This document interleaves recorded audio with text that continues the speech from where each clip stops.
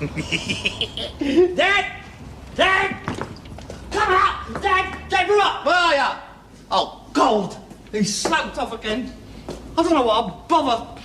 He's typical of British management, he is. 3 hours a day, 4 days a week. Last on the job, first off it.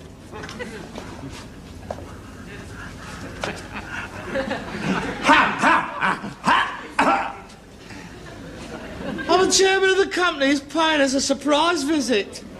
I was first. Tell me, Sir Albert, there is a rumour circulating the city that your company, with its interim 6-monthly balance sheet, will show a fantastic profit, instead of a comfortable 25 quid, of a staggering £72.50. Would you care to comment? Cobblers! Oh, cobblers! How succinct! How do you spell that? C-O-R-B-B-Blurs, yes, of course. Interesting. I also hear a rumour that you've been awarded, for the 3rd year running, a Queen's Award for indolence. If you're too bleeding lazy, go up and get it. Look at him. The one-man think tank. This is the man who described the prognostications of Herman Kahn and the Hudson Institute as a load of old crap. Where have you been? Well, if you must know, I've been down to the cemetery to put some fresh flowers on your mother's grave. Liar! You've been at pictures. How do you know? Simple. You got chalk ice on your choker, popcorn in your turnips, mustard and tomato ketchup on your face, and the chewed up knotted end of a hot dog skin dangling down the front of your cap. Obviously the result of an abortive attempt to flick it over the balcony. The game is up, Sir Albert. I advise you not to try anything foolish. Watson searches Harris for a cyanide pill. A right clever little dick, ain't you? Well, it's obvious, isn't it? Every time he goes to pictures, you comes back home in a mess. Dirty, dirty. You ought to wear a cellophane bag with your head poking out the top. You could walk through the car wash on your way home. What are you doing out of the pictures in the afternoon? You're supposed to be working. Well, I get in cheap in the afternoon. I'm an old age pensioner. It don't cost the firm much, only a shilling. A shilling? I don't object to that. It's the 2 quids with your stuffs down your cake hole I object to. I like going to the pictures. I like a bit of kung fu now and again. You dirty old man. I know you do. I've heard all about these poor old lady pensioners who has to keep changing their seats. Most of the screams during a Dracula is down to you. Look, I'm warning you. These geriatric gymnastics has got to stop. Yeah, them old bags don't move their seats because of me. It's them looking for fellas. They're sex mad, that's what they are. Hey, you should go this week. It's good. A double kung fu. There's King Boxer and Enter the Dragon. That Bruce Lee's marvellous. You should see what he does to those Japs. There are 12 of them lined up, facing him with knives. He jumps 7 foot in the air, out comes his leg, boom, right in the first fella's ear hole, and they all go down. Pum, pum, pum, pum, pum, pum. And the manager shouts out, strike, and he has another go. No, you doesn't, he says. Husha Kaya! Oh, he's marvellous. That kung fu's deadly. The rubbish. I'll have a Cooper want to give me right down boy, right at the end of his nose. That would have been the finish of him. Never. Oh. Boxing's no match for kung fu. The most deadly form of self-defense known to man. You should see the way he kicks that bloke up the throat with the front of his heel. I'll kick you up the throat with the front of my heel if you don't stay home in the afternoons. You're supposed to be working. I'm trying to run a business here. You're supposed to be in the yard, clearing up, sorting out and selling things. Yeah, you never bring anything back worth selling. What about this, sir? Voila. Cool. That's a big one. You'd have to grow tall flowers to put in that. It's nice, though. Where'd you get it? From a retired colonel and his lady. That was given to his grandfather in 1893 by the last Empress of China in exchange for 3 bottles of Dr. Collis Brown's chlorodyne mixture. She was so grateful at being cured that she had that filled up with opium and he sailed for home. When the boat steamed into Hong Kong harbour, that was empty. and he was lying stretched out on his bunk, smashed out of his skull. Terrible thing, that opium, the scourge of the Orient. It comes from poppies, you know. Remembrance Day and that. That was down when it was... Coffee. Oh, God. Yeah. Mind a patina? I bet if that was full today, it'd be worth £1 million. I wonder if there's any left in it. Oh, gold. What pen and ink. What is it? I don't know, Chinese, you never can tell. 100-year-old eggs, panda poop. It could be Ming and it could be Tang. Plenty of pong. Oh. Come on, get inside.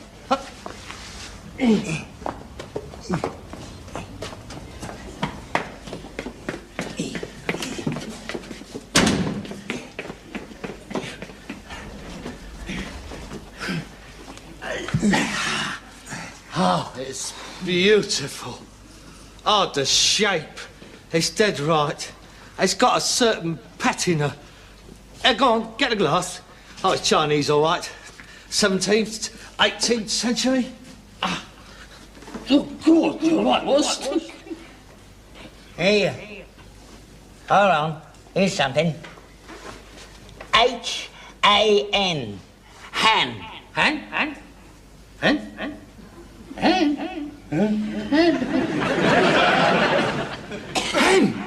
The Han Dynasty. Oh, God. It's older than I thought it was. Hen, that's where that princess come from. The one in the jade suit. Oh, this could be 1,000 years old. That could be worth a small fortune. Here, hang on, there's more. L-E... Lee. Lee, that's Chinese, Lee. No, it's not. It's Han Lee. That's near Stoke-on-Trent. It can't be. That's ours. That's where all the Carseys come from. Han Lee.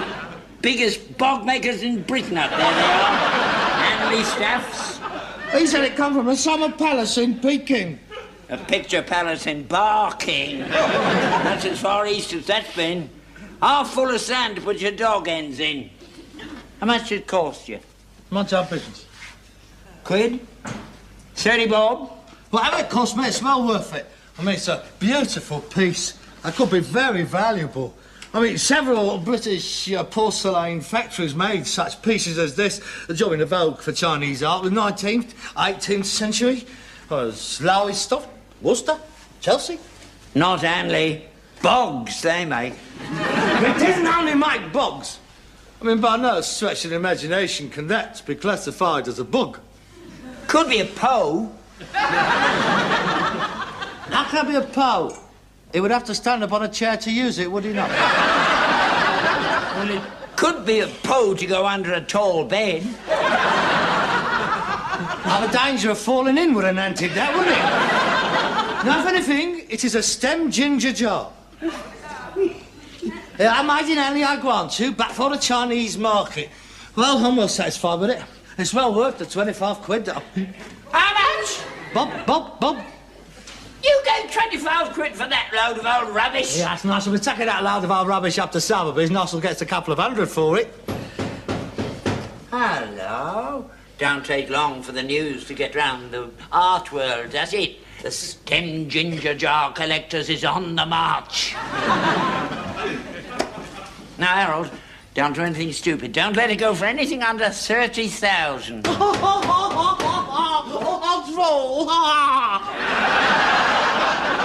Made in Steph's. Made in Steph's. Oh, hello, Frankie. Hello, Harold. Long time no see. Not long enough for me, Frank. No, that's not very friendly, is it? You know the boys, don't you? What do you want? Oh, just a little friendly chat. I've got a little proposition to put to you. Not interested. Goodbye. Do you want to try shutting it again? What do you want, Frankie? I'm busy. I told you, a little business proposition. I'm going to make you an offer you can't refuse. You go into pictures too much, Frank. Ask us in, Harold. There's a good boy. I don't conduct business on the doorstep. The boys might get a feeling they're persona non grata. They wouldn't know what it meant. No, but I can tell you. And they're very sensitive. Do yourself a favour, Harold. I'd hate to see any alteration in the configuration of your physiognomy.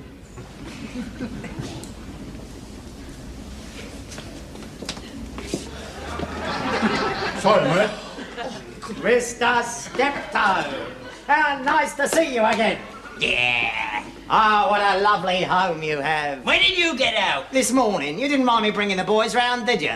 I've been regaling them about all the lovely things you have here. They couldn't wait to see them. Isn't it our lovely home, boys? Lovely, lovely. Great connoisseurs, these boys. Yes. Very appreciative they are, too. Very knowledgeable. Always got their noses stuck in country life. What do you make of this, Robin? Here! It was a plate. There are, you see, they know. Oh, yes, exquisite. Beethoven, isn't it? Eric, your favourite composer. Butterfingers.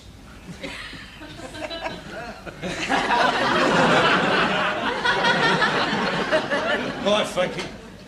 Get to the point. What do you want? It's more like it. Mind if I sit down? Thank you. I represent the Shepherd's Bush Mutual Traders Insurance Company. Since when? Since this morning. Never heard of it. No, the company has not been in existence very long. How long? Since this morning. Of course. We don't need no insurance. Everybody needs insurance. For instance, if you've been insured by us, those exquisite pieces now lying on the floor would have been covered. You mean we could have claimed on them? No, but they wouldn't have got broken, would they? Oh, Frankie, you're not going to come to our protection, Frankie, are you? Protection, Harold? Oh dear, oh dear, oh dear. What unfortunate terminology you do employ. No insurance, Harold. British insurance companies are held in high esteem throughout the world. You know that. Earthquake, pestilence, flood, losses at sea, broken crockery. I mean, it's one of our greatest invisibles, ain't it? Don't need any more insurance. We're fully covered. Yes, but they're going to get fed up, keep paying out for breakages, aren't they? I mean, the time is going to come when they're going to say, no more. Sorry, Mr. Steptoe, you're a bad risk. You'll have to go elsewhere to someone like... You? Like me. Of course. That's right. So why not save yourself and them a lot of trouble by coming to me and insuring yourself right from the outset? How much? Well, I think we could take you on at full risk for a mere 15 quid a week. A mere 15 quid? That's all we pay a year at the moment. Can't afford to pay 15 quid a week. Don't say that. I mean, think of the cover you're going to get. I mean, up to now, we've only been talking about accidents. What about malicious damage?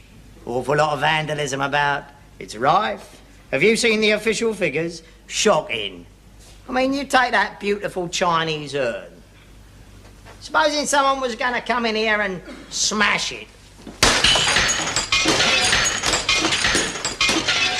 You monster! No, Harold! Covered!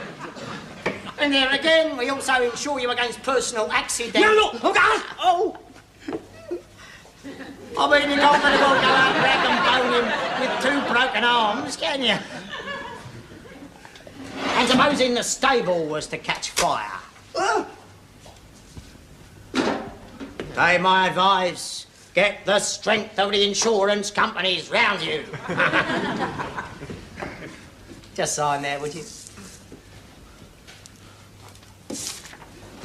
Mr. Steptoe.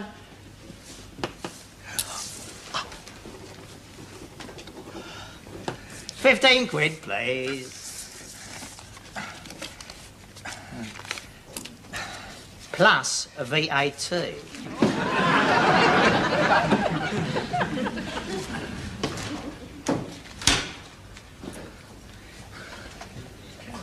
%8.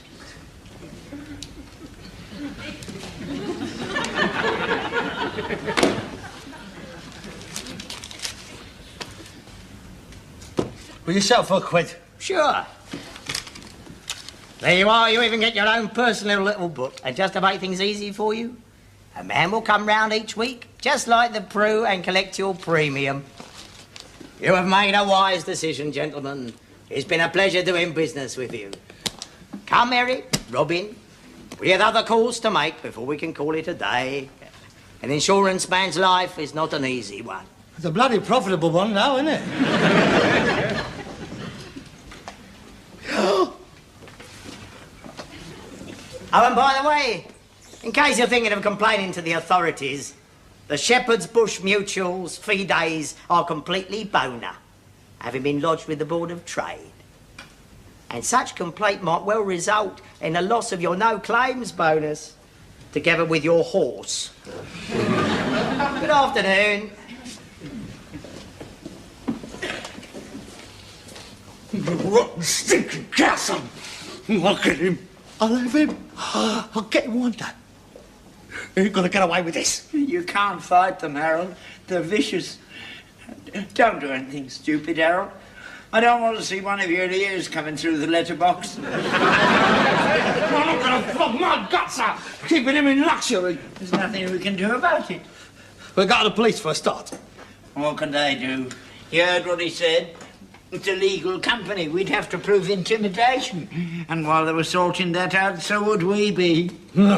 Maybe 15 quid. That'll be 20 quid. That'll be 30 quid. I'm not playing it. No, Harold, please, think of me. I'm too old to get duffed up. You might as well open up the hole and bung me down in top of your mother and have done with it. Well, we can't just sit back and do nothing. Here, how about, let's go round the district. Now, we'll get all the traders together, what he's threatened. We forms a defence committee. The old drumline vigilantes. We could fight them. No, you can't rely on them round this way. It was bad enough during the war. We tried to form a home guard brigade. 2 of us turned up, me and the butcher's wife. We can't all be cowards. You must be joking. I remember the day war broke out. At 11 o'clock, Mr. Chamberlain said we were declaring war on Germany, and at 11:05, they was all down the tube station. Half of them didn't come up until 1945. Oh, you're on your own, mate. You won't get any help from them. We just can't sit back and let a whole bunch of thugs terrorise the neighbourhood. Wait a minute. That's it. There is something we can do. What? I saw a film once with the 7 something. Oh, I remember that. James Mason was in it. Huh? He whacked this bird across the knuckles and said, "Francesca, you'll never play the Joanna game." No! Wasn't that? It was a foreign film. The 7-year itch? There's more foreign than that. That was Japanese. Yeah, that's it. Was the 7 Dwarfs? Was that 7 Samurai? That's the one. Who was in it? Who cares who was in it? There was a Tosh Samurai. Toshimo Mifune. That's it. Never heard of him. Oh, you must have done. He was in those magnificent men in the flying machine. And then there was... Oh, what does it matter? They were in a similar situation what we is faced with today. Now, there was this medieval Japanese village, and they were constantly being looted and pillaged by this band of outlaws. You know what they done? No. What? They sent a bloke out to our mercenaries to protect them. The 7 Samurai. What are they? Japanese warriors. That goes wandering around the countryside, hiring their services. Oh, a bit like a security corps. Similar, yeah. Anyway, they come to this village, they organise their defences, and they knock 7 bells out of all these bandits. And everybody lives happy ever after. Except the samurai. They got killed. But we won't tell them that bit. They wouldn't have got killed if they'd known about Kung Fu. Oh, of course, will you stop going on about Kung Fu? Well, how much did it cost them? Oh, it was very cheap in those days. It was a bowl of rice a day and a free go at the best-looking bird in the village. Right to luck round here. The best we can offer them is Dolly Clackett, and she's been offering it for years. Even to me. Well, that's what we're going to do. We're going to fight fire with fire. We're going to hire our own samurai. Yeah, but there's no Japs living around here. We might get a few Gurkhas. Also get some strong-armed boys in from the scrubs. Yeah, They can live in. And when Frankie Barrow and his boys come round, they'll tear them to pieces. No. That's no use. Why not? That costs too much money. You can't buy muscle cheap these days. Oh, it's a good idea, though. You leave it to me. I'll find someone. You? Who? I've got friends. I'll sort something out. See you later. Who you gonna get? You'll see Frankie Barrow. He won't know what hit him.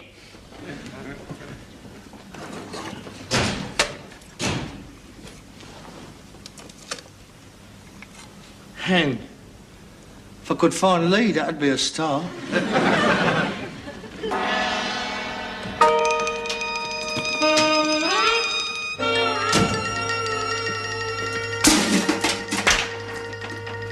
Did you have a good day? Well, I suppose. There's a bit of guilt on this one. Nothing happened to you, then? What do you mean?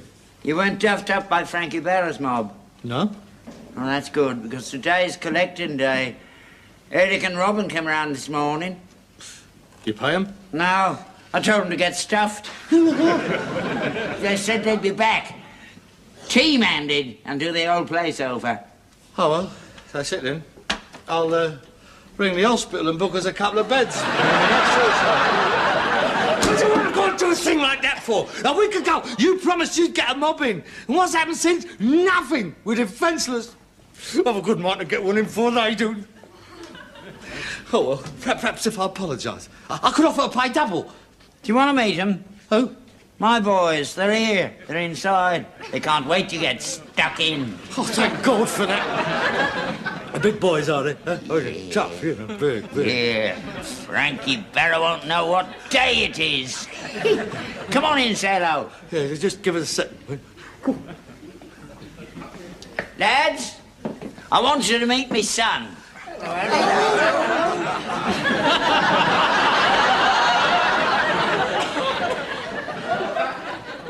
Tell me it's a joke. That's their grandfathers, isn't it? That's them. That's my boys, the Magnificent Seven. There's no use. Why not? But we could... Well, he's older than you are, for a start. I'll go ring the police. Arrow. Too late. They're here. Arrow, come out to play. Hello, Frankie! It was a big mistake. Yeah, there's certainly been a mistake, Harold, a very silly one. Yeah, well, you see, it was my father, and I could have thought, I'll pay double. Yeah, I'd like to oblige you, Harold, I really would. Unfortunately, your silly old father put it around the bush that he told me to get stuffed, you see. So I'm afraid he's left me no room for manoeuvre. Would it be a restitution if he was to apologise? Well, I am normally in favour of a flexible response. Oh, good. But I'm afraid this is going to have to be the big one. Oh, God. To sort of put en corrige les autres. I thought we had an entente. Starting a stable, lads. Maximum damage. I wouldn't do that if I was you. It's all right, Harold. We've been taking lessons. In what? You'll see. Need a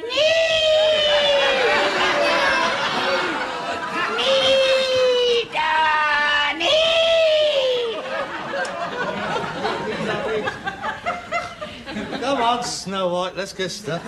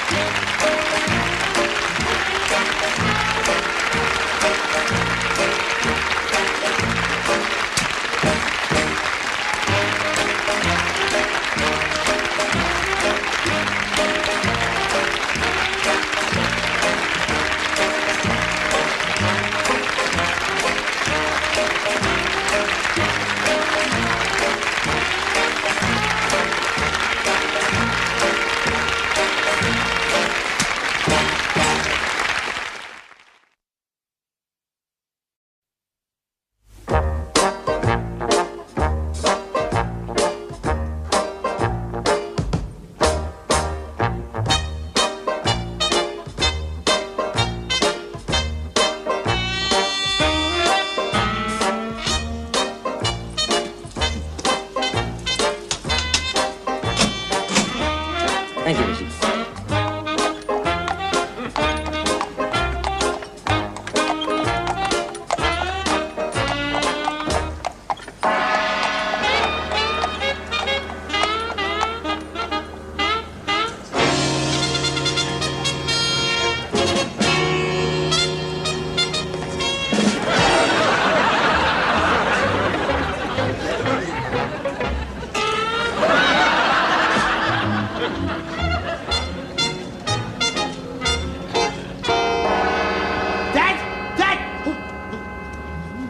For the third year running, a Queen's Award for indolence.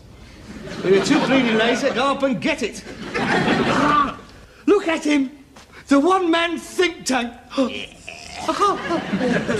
This is the man who described the prognostications of Herman Kahn and the Hudson Institute as a load of old crap.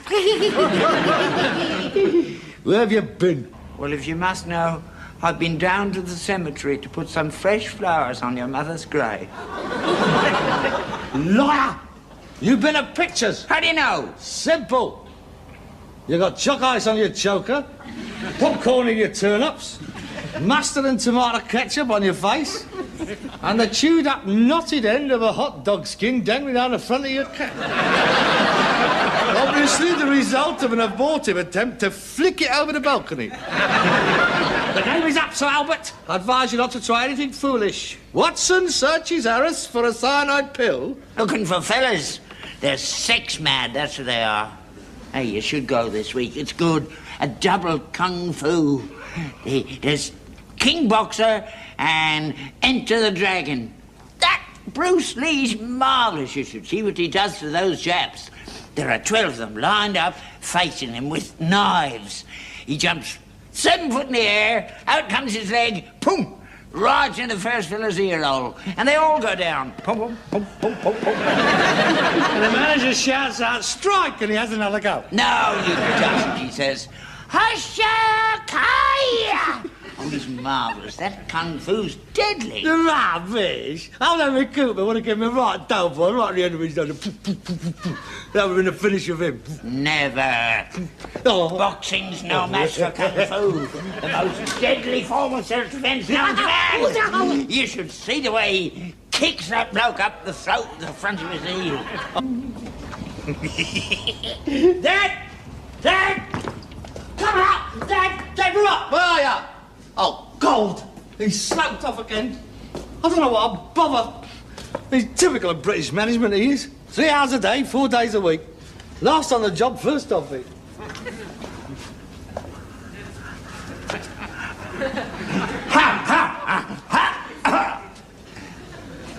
I'm the chairman of the company. He's paying us a surprise visit. I was first. Tell me, Sir Albert, there is a rumour circulating the city that your company, with its interim 6-monthly balance sheet, will show a fantastic profit, instead of a comfortable 25 quid, of a staggering £72.50. Would you care to comment? Cobblers! Cobblers! How succinct! How do you spell that? C-O-R-B-B-blurs, yes, of course. Interesting. I also hear a rumour that you've been awarded... A right clever little dick, ain't ya? Well, it's obvious, isn't it? Every time he goes to pictures, you comes back home in a mess. Dirty. You ought to wear a cellophane bag with your head poking out the top. Yeah? You could walk through the car wash on your way home. What are you doing out of the pictures in the afternoon? You're supposed to be working. Well, I get in cheap in the afternoon. I'm an old age pensioner. It don't cost the firm much, only a shilling. A shilling? I don't object to that. It's the 2 quids with your stuffs down your cake hole I object to. I like going to the pictures. I like a bit of kung fu now and again. You dirty old man. I know you do. I've heard all about these poor old lady pensioners who has to keep changing their seats. Most of the screams during the Dracula is down to you. Look, I'm warning you. These geriatric gymnastics has got to stop. Yeah, them old bags don't move their seats because of me. It's them.